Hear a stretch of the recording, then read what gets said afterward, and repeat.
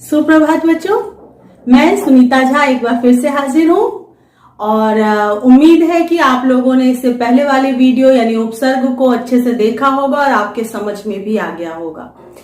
तो अब बारी आती है उपसर्ग के बाद यानी प्रत्यय के बारे में जानने की।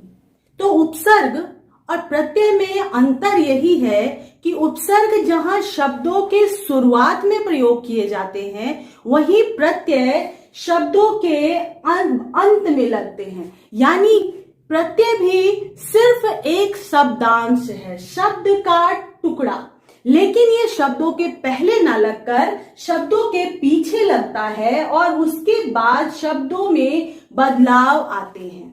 जैसे महान एक शब्द है और उसमें जुड़ता है ता प्रत्यय, बन जाता है महानता। ये एक भाववाचक संज्ञा हो गया। महान था विशेषण, महान विशेषण शब्द है। महान व्यक्ति है, महान लोग, तो ये लोग या व्यक्ति की विशेषता बता रहा है। लेकिन जैसे ही बात आती है महानता की, तो हम कहते हैं उनकी महानता हम हमेशा याद रखेंगे। यानी कि ये एक संज्ञा शब्द है और महान जो था वो एक विशेषण शब्द था। तो देखा आपने कितना बड़ा बदलाव आ गया। उसी तरह हम देख रहे हैं कि लिख क्रिया में आवट जुड़ने से बन जाता है लिखावट। लिखावट यानी ये भी एक संज्ञा, भाववाचक संज्ञा बन गया, जो कि एक क्रिया था। ठीक है बच्चों, प्रत्यय दो तरह से जोड़े जाते हैं, चाहे वो कृत प्रत्यय हो या तद्धित प्रत्यय, दोनों में। एक तो जो सामान्य तरीके से बहुत आसानी से किसी भी शब्द में जुड़ते हैं और कुछ खास बदलाव नहीं होता है, जैसे कि महान में ता जुड़ा तो महानता हो गया, दूध में वाला प्रत्यय जुड़ेगा तो दूध वाला हो जाएगा, लिख में कर प्रत्यय जुड़ेगा तो लिख कर हो जाएगा। लेकिन कुछ शब्द ऐसे हैं जो पीछे शब्द जुड़ते हैं, लेकिन उस शब्द के शुरुआत के वर्णों में भी बदलाव आता है। अब वो बदलाव कैसे आता है, क्या कारण है, इनको जानने के लिए हमें थोड़ा सा ज्यादा समय लगेगा। इसलिए प्रत्यय के मैं 3 वीडियो बनाऊंगी, जिसमें एक में कृत प्रत्यय, दूसरे में तद्धित प्रत्यय और तीसरे वीडियो में मैं ये बताऊंगी कि आखिर प्रत्यय लगने के बाद शब्दों के शुरुआती वर्ण में अंतर क्यों आता है। ठीक है बच्चों, मुझे लगता है कि आपको भी आसानी होगी, थोड़ा थोड़ा करके पढ़ेंगे तो ज्यादा समझ में आएगा। तो अब देखते हैं कि प्रत्यय को किन 2 भागों में बांटा गया है। एक है कृत प्रत्यय और दूसरा तद्धित प्रत्यय। कृत का मतलब ही होता है करना, करना यानी कि क्रिया। तो कृत प्रत्यय वो होते हैं जो प्रत्यय क्रिया के मूल शब्दों में जुड़ते हैं। क्रिया के मूल शब्दों में, पूरी क्रिया में नहीं, सामान्य रूप में नहीं, लिखना में नहीं, लिख क्रिया में। ठीक है, तो क्रिया के मूल शब्दों में यानी धातु में जुड़कर संज्ञा या विशेषण का निर्माण करते हैं। जैसे यहां आपने देखा, जैसे यहां देखिए झगड़, झगड़ में हमने जोड़ा आलू, तो क्या बन गया झगड़ालू। ये झगड़ालू क्या हो गया, विशेषण बन गया। वो एक झगड़ालू व्यक्ति है, वह झगड़ालू औरत है, तो ये क्या हो गया, विशेषण बन गया, जबकि यहाँ पे ये क्रिया था पहले। उसके बाद है तद्धित प्रत्यय। ये प्रत्यय क्रिया के अलावा बाकी शब्दों में प्रयोग होते हैं, जैसे संज्ञा, विशेषण, सर्वनाम आदि शब्दों में इनका प्रयोग किया जाता है। जैसे देखिए भूख में आ जुड़ा तो बन गया भूखा, धर्म में इक जुड़ा तो बन गया धार्मिक। बच्चों, मैं इन्हीं शब्दों की बात कर रही हूं कि देखिए अगर इक जुड़ा तो सिर्फ पीछे जुड़ना चाहिए, जैसे इसमें आ की मात्रा लग गई सिर्फ, तो यहां पर इसमें बदलाव क्यों आया, इतिहास ऐतिहासिक क्यों हो जाता है, ये सब हम अगले वीडियो में जानेंगे। अभी हम लोग सिर्फ इन पर ध्यान केंद्रित करते हैं। ठीक है बच्चों, 2 बातें जो जानना बहुत जरूरी है प्रत्यय या उपसर्ग जानने के लिए। पहली ये कि संस्कृत से ही हिंदी का प्रादुर्भाव हुआ है, यानी कि संस्कृत हिंदी की जननी है, माता है। और आप ये बात जानते हैं कि चाहे कितना भी अलग हो जाए बच्चा, माता का असर बच्चे पे अवश्य होता है। तो हिंदी में अगर संस्कृत के उपसर्ग होते हैं तो संस्कृत के प्रत्यय भी होंगे। तो हम लोगों को पहले हम लोग हिंदी के कृत प्रत्यय पढ़ेंगे, उसके बाद संस्कृत के कृत प्रत्यय पढ़ेंगे। इसके अलावा जो दूसरी बात है जानने वाली, वो आपके प्रश्न पत्र से संबंधित है। आप ये पढ़ रहे हैं इसलिए ताकि परीक्षा में बहुत अच्छे नंबर ला सके, ताकि आप शब्द निर्माण कर सके, ताकि आपके शब्दकोश में वृद्धि हो। लेकिन जब हम परीक्षा देने जाते हैं तो उस समय क्या होता है कि उपसर्ग और प्रत्यय से जुड़े हुए मुख्यतः 2-3 तरह के प्रश्न आते हैं। पहले तो इस उपसर्ग के प्रयोग से 2 शब्द बनाए, इस प्रत्यय के प्रयोग से शब्द बनाए, पहला इस तरह का होता है। दूसरा होता है कि कुछ शब्द दिया हुआ है, इसमें से उपसर्ग अलग करें या प्रत्यय अलग करें। तो आपको उपसर्ग या प्रत्यय सिर्फ हटाना होता है, बताना होता है कि कौन सा जुड़ा है। तीसरा एक होता है जो उपसर्ग और मूल शब्द या प्रत्यय और मूल शब्द को अलग अलग करने के लिए कहा जाता है। तो बच्चों ये तो आप जानते हैं कि मूल शब्द क्या है। मूल शब्द वो जिस शब्द में प्रत्यय या उपसर्ग जुड़ा है। जैसे उपसर्ग में जुड़ा था कार, कार में उप जुड़ा, उपकार बन गया, तो वो कार जो था वो हो गया मूल शब्द और उपसर्ग हो गया उप, ये उप और ये कार, ठीक है। उसी तरह प्रत्यय में अगर रट के साथ लगा हुआ है अंत, तो ये अंत जो है ये तो प्रत्यय है, लेकिन ये जो है ये मूल शब्द कहलाते हैं। तो जो मूल शब्द है आपको दोनों को अलग अलग करना होता है। मैं एक एक उदाहरण के तौर पर यहाँ पर लिख भी रही हूँ। बच्चों ये ध्यान रखिएगा कि जो मूल शब्द होते हैं वो कभी भी निरर्थक नहीं होते, कोई ना कोई अर्थ होना ही चाहिए उनका। चलिए शुरू करते हैं फिर। तो पहला है अंत। रट यानी कि क्रिया का धातु, मूल रूप। मैं आपको क्रिया जब इसके बाद बताऊंगी, पढ़ाऊंगी, तो उसमें भी मैं ये चीज आपको अवश्य बताऊंगी कि धातु क्या होता है और धातु को क्रिया में कैसे बनाया जाता है, उसका सामान्य रूप कैसे बनता है। बच्चों धातु में ना प्रत्यय जुड़कर क्रिया का सामान्य रूप बनता है। जैसे लिख में ना जुड़ा तो लिखना, पढ़ में ना जुड़ा तो पढ़ना, ये क्रिया का सामान्य रूप है। तो अभी हम लोगों ने सामान्य रूप को ना रखकर सिर्फ धातु को रखा है, यानी रटना ना लिखकर सिर्फ रट लिखा है। तो रट में अंत जुड़ा बन गया रटंत, गढ़ंत। अक्कड़ जुड़ता है घूमक, घूम में देखिए घूम में जुड़ा अक्कड़ तो घूमक्कड़, गुलक्कड़, पियक्कड़। उसके बाद है अन, अन प्रत्यय जुड़ता है ढक धातु में तो बनता है ढक्कन। इसी तरह के शब्द है मनन, चिंतन, झाड़न आदि। आ प्रत्यय जुड़ा भूल में बन गया भूला, भटका, देखा, जाना, सुना। आई लिख प्रत्यय, लिख क्रिया में लिख धातु में जुड़ता है आई प्रत्यय और बनता है लिखाई, पढ़ाई, दिखाई, सुनाई, जनाई। और ये सब क्या है, भाववाचक संज्ञा है। जब लिखना होता है वो क्रिया होता है, लेकिन लिखाई भाववाचक संज्ञा में बदल जाता है। अब देखिए आऊ, आऊ प्रत्यय जुड़ता है कमा में, कमाऊ, टिकाऊ, बिकाऊ। बच्चों ध्यान रखिएगा, अक्सर हिंदी के जो भी व्याकरण है या कोई भी व्याकरण जो है, पूरे पाठ एक दूसरे से जुड़े हुए होते हैं, मिले हुए होते हैं। आप बिल्कुल अलग किसी को नहीं कर सकते। जैसे क्रिया आपको अगर कहीं पढ़ना है तो वो उपसर्ग उससे दूर नहीं हो सकता, प्रत्यय उससे दूर नहीं हो सकता, संज्ञा भी क्रिया में आता ही है। मतलब पूरा जो ग्रामर का या व्याकरण का जो भी भाग है एक दूसरे से मिले जुड़े रहते हैं। तो बिल्कुल उसी तरह आप यहाँ पे देख रहे हैं कि आऊ जुड़ता है, कमाऊ, टिकाऊ, बिकाऊ बनता है। आपसे कई बार भाववाचक संज्ञा बनाने के लिए कहा जाता है कि विकना क्रिया में को भाववाचक संज्ञा में बदले, तो उस समय भी आपको इन प्रत्ययों की जरूरत पड़ेगी, विकना क्रिया को भाववाचक संज्ञा में बदलने के लिए। बिकाऊ। अब देखिए आक, तैराक, चालाक, आका, लड़ आका, लड़ाका, आकू, पढ़ आकू, पढ़ाकू, लड़ाकू, उड़ाकू आदि।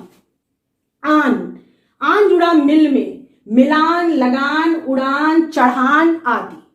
आव, बह जुड़ा आव में, बहाव, बचाव, कटाव, खिंचाव आदि शब्द। इसके बाद है देखिए आवट, आवट प्रत्यय जुड़ता है लिख क्रिया के साथ, बन जाता है लिखावट। उसी तरह के शब्द है मिलावट, बनावट, सजावट आदि। आवना डर क्रिया में डर धातु में जुड़ा बन गया डरावना, लुभावना, सुहावना।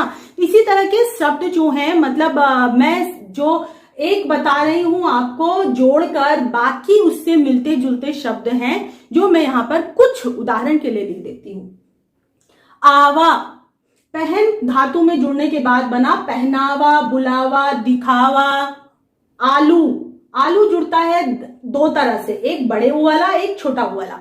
तो जैसे दया में जुड़ा है छोटा ऊ वाला आलू और बन गया दयालु, बड़ा ऊ जुड़ा झगड़ालू। आस, पी आस, प्यास, निकास। आहट, चिल्ला धातु में जुड़ा आहट और बन गया चिल्लाहट। घबराहट, थरथराहट, जो भी इस तरह के शब्द हैं वो सब। ईयल मर में जुड़ा इयल, मरियल, सड़ियल, दड़ियल। बच्चों ये राइमिंग शब्द हैं। आप राइमिंग वर्ड्स जैसे बोलते हैं ना, यानी एक जैसा जुड़ा हुआ, एक जैसा लगने वाला जो भी शब्द है, आप उन शब्दों को दोहराइए। अपनी कल्पना को, अपने दिमाग को जितना दौड़ाइएगा, शब्दों का विकास आपके दिमाग में उतना ही होता जाएगा। कई बार ऐसा होता है कि बिल्कुल ब्लॉक हो जाता है, कोई शब्द दिमाग में आता ही नहीं है। आप मुझे भी देखते होंगे कि कई बार मैं जब एक फ्लो में आपको बता रही होती हूँ तो बीच में मैं कहती हूँ उसके बाद में कुछ आपको एक शब्द बताती हूँ, तो क्या होता है कि फ्लो में वो शब्द रुक जाता है, याद नहीं आता तुरंत। लेकिन आप अपनी कल्पना को जब तक आगे नहीं भगाइएगा, अपने दिमाग को आगे नहीं भगाइएगा, तो ये सारे शब्दों को याद कर पाना बहुत ही कठिन है। इसलिए आपको अपने दिमाग को दौड़ाना होगा, उसे खुली छूट देनी होगी कि जाओ और जहां भी शब्द है उसे पकड़कर लाओ, मेरे दिमाग में डालो। तभी ये आपके लिए भी बेहतर होगा और मुझे भी पढ़ाने में बहुत अच्छा लगेगा देखकर कि आप लोग इतनी तरक्की कर रहे हैं। ठीक है, तो इन राइमिंग वर्ड्स को याद कीजिए, ढूंढिए और कोई राइमिंग वर्ड है जो इसमें डल सकता है, ढूंढिए, मेरे साथ साथ सोचिए। ईया, बड़ के साथ जुड़ा बढ़िया, घटिया, जड़िया। ई प्रत्यय जुड़ा हंस के साथ, हंसी, धमकी, खुशी, बोली। ऊ खा के साथ जुड़ा खा धातु के साथ, खाऊ, चालू, रट्टू, झाड़ू। बच्चों ये तद्धित प्रत्यय में भी आते हैं जो मैं उस समय आपको बताऊंगी। जैसे कि तद्धित प्रत्यय में मैंने बताया कि वो क्रिया में नहीं जुड़ते, तो मान लीजिए अगर पेट में जुड़ता है ऊ प्रत्यय तो बनता है पेटू। तो उसी तरह के और भी शब्द हैं, मैं बताऊंगी आगे। एरा, लूट के साथ जुड़ा लुटेरा बन गया। यही शब्द अगर तद्धित प्रत्यय में यही प्रत्यय आए तो चचेरा, ममेरा इस तरह से बन जाते हैं। लेकिन अभी हम तद्धित को नहीं जान रहे हैं, इसलिए मैं उसके बारे में डिटेल नहीं दे रही हूं। ठीक है, इसके बाद बच्चों ऐत, पठ के साथ ऐत जुड़ा पठैत, लठ के साथ ऐत, लठैत, लड़ैत। अय्या, पढ़ के साथ अय्या, पढ़ैया, गवैया, खिवैया। एल, दब धातु के साथ एल, दबैल, रखैल। औती, मान, मान के साथ औती, मनौती, चुनौती, फिरौती आदि शब्द। औना, बिछ के साथ औना, बिछौना, खिलौना। अक, लिख के साथ अक, लेखक, पालक, पाठक, गायक, धावक। कर, लिख के साथ कर, लिखकर, पढ़कर, जाकर, आकर, गाकर, सोकर, इस तरह के पूर्वकालिक क्रियाएं। त, बच के साथ त जुड़ा बचत, चाहत, खपत, बढ़त जैसे शब्द। ता, डूबता, जाता, रमता, गाता, हंसता आदि शब्द। ती, गिन के साथ ती जुड़ा गिनती, बढ़ती, चढ़ती, पढ़ती। न, चल के साथ न, चलन, लेन देन, खान पान, बढ़न, रहन सहन, ये सारे शब्द जो हैं वो ये इन प्रत्यय में गिने जाते हैं। आगे बढ़ते हैं। ना, टहल के साथ ना, टहलना, जाना, खाना, हंसना, रोना। जो मैंने आपको पहले बताया क्रिया का सामान्य रूप बनाने के लिए ना प्रत्यय लगाया जाता है, बस वही यहां पर क्रिया का सामान्य रूप बनाया गया है। नी, करनी, ओढ़नी, भरनी आदि। या, खोया, पाया, बोया, जाया। यहां जाया मतलब जाना नहीं है, जाया मतलब जन्म देने वाला, जन्म दिया गया। बाई, वाई, सुनवाई, कटवाई, सिचवाई, लिखवाई जैसे शब्द। बच्चों हिंदी के कृत प्रत्यय यहीं पर समाप्त होते हैं। अब यहां से इस लाइन के बाद शुरू होता है संस्कृत के कृत प्रत्ययों का सिलसिला। अन, गमन, भवन, श्रवण, करण। अना, भावना, वंदना, कामना, ये सब तत्सम शब्द हैं। अनीय, अनीय मतलब चाहिए। पठनीय, गोपनीय, करणीय मतलब पढ़ने लायक चीज, पढ़ना चाहिए जो चीज वो। आ, पूजा, इच्छा, विद्या। ई, त्यागी, उपकारी, संहारी आदि। उक, भिक्षुक, भावुक आदि शब्द। तो बच्चों आगे अय्या, शैया, नैया जैसे शब्द। अक, सेवक, पाठक, चालक, कारक आदि। ता, दाता, कर्ता, वक्ता, अभिनेता, नेता। ती, गति, मति, मिति, शक्ति, भक्ति आदि शब्द। य, दे, पे, गे यानी कि देने लायक, पीने लायक, पेयजल आपने अक्सर सुना होगा वही। गे यानी जाने लायक। अब है र, नम्र, हिंस्र मतलब या हिंसक को हिंस्र कहते हैं। व्य, कर्तव्य, मंतव्य, गंतव्य। बच्चों संस्कृत में जो प्रत्यय हैं यही कर्तव्य शब्द का प्रत्यय तव्य हो जाता है, वही अक शब्द का प्रत्यय नुवुल हो जाता है।